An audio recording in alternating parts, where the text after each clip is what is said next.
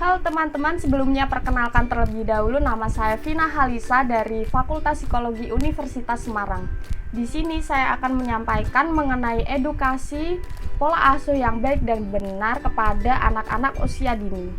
Pola asuh sendiri merupakan sikap atau perilaku orang tua terhadap sang anak saat berinteraksi, termasuk cara menerapkan sebuah aturan kepada anaknya, mengajarkan nilai dan norma, terus memberikan rasa perhatian dan kasih sayang mereka, termasuk memberikan sebuah contoh dan panutan perilaku terhadap sang anak. Di sini saya akan menjelaskan terlebih dahulu mengenai beberapa tipe yang diberikan oleh orang tua untuk menerapkan pola asuh mereka terhadap anak-anak mereka. Terdapat 4 macam pola asuh terhadap anak, yaitu yang pertama pola asuh otoriter. Dalam tipe pola asuh otoriter ini, orang tua biasanya cenderung untuk membatasi dan juga menghukum sang anak. Mereka secara otoriter mendesak sang anak untuk mematuhi perintah orang tua dan juga menghormati orang tua mereka sebagaimanapun itu yang diinginkan oleh orang tua mereka. Selain itu, anak juga harus patuh terhadap perintahnya, dan jika anak melanggar perintah orang tua, maka anak akan mendapatkan konsekuensinya, yaitu sebuah hukuman, dan lebih parahnya hukumannya tersebut adalah hukuman secara fisik. Efek negatif dari hukuman secara fisik tersebut dapat berakibat kepada fisik anak dan juga kepada mental sang anak. Anak dengan pola asuh otoriter ini biasanya cenderung terlihat kurang bahagia, merasa takut untuk melakukan suatu hal yang baru, terus merasa minder, dan juga kemampuan komunikasi yang begitu lemah terhadap orang lain. Dampak dari pola asuh otoriter ini akan membawa pengaruh terhadap sifat-sifat sang anak, yaitu anak jadi takut untuk melakukan sesuatu hal yang baru, takut salah, tidak dapat mengambil keputusannya sendiri, tidak mampu untuk mengemukakan pendapat di depan umum, dan kurangnya motivasi internal mereka. Yang kedua yaitu pola asuh otoritatif.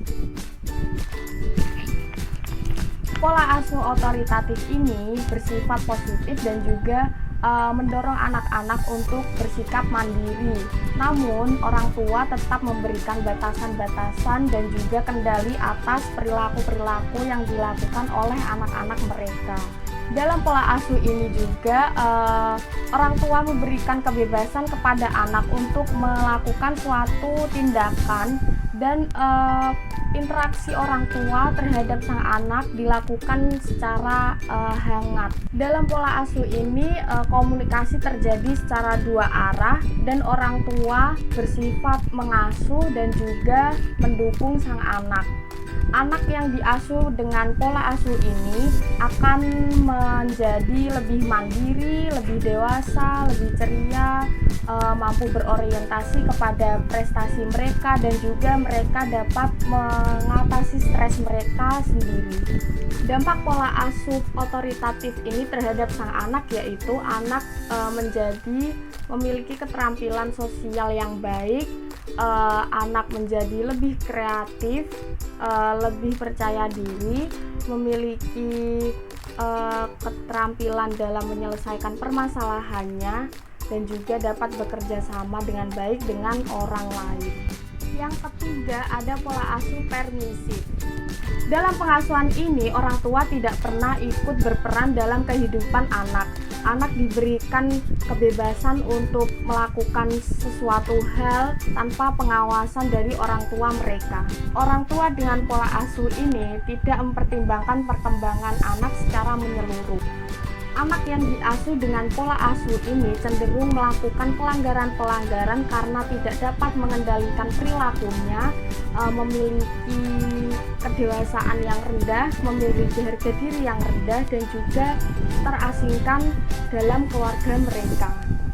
Dampak dari pola asuh ini terhadap sifat-sifat sang anak yaitu anak menjadi suka memberontak, tidak memiliki arah dan tujuan hidup, memiliki kepercayaan diri yang rendah, prestasi yang rendah, dan juga suka mendominasi. Yang keempat yaitu ada pola asuh pengabaian. Dalam pola asuh ini, orang tua cenderung bersifat abai, tidak memperhatikan anaknya, serta tidak memenuhi kebutuhan-kebutuhan anaknya, baik secara fisik maupun psikis mereka. Dalam pola asuh tipe ini, orang tua hanya cenderung memenuhi kebutuhan fisik dasar anak saja, seperti makan, tempat tinggal, dan juga pakaian-pakaian mereka.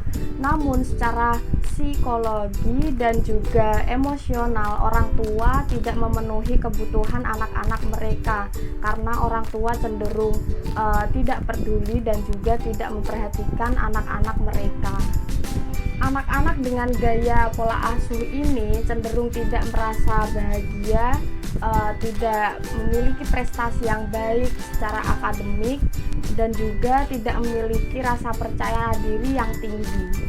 Dalam pola asuh pengabaian ini akan menghasilkan karakteristik anak yang moody, agresif, impulsif, tidak memiliki harga diri, sering membolos, dan juga memiliki masalah dengan teman-temannya.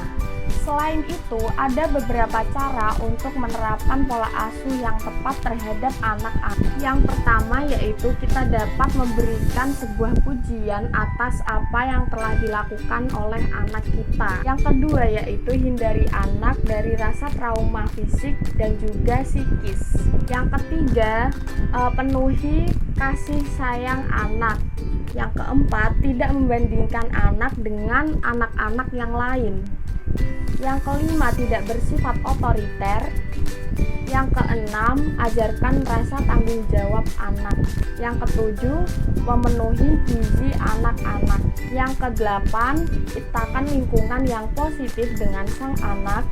Dan yang kesembilan, aktif berkomunikasi dengan anak-anak. Sekian edukasi pola asuh terhadap anak yang dapat saya sampaikan. Semoga dapat bermanfaat bagi kita semua. Terima kasih.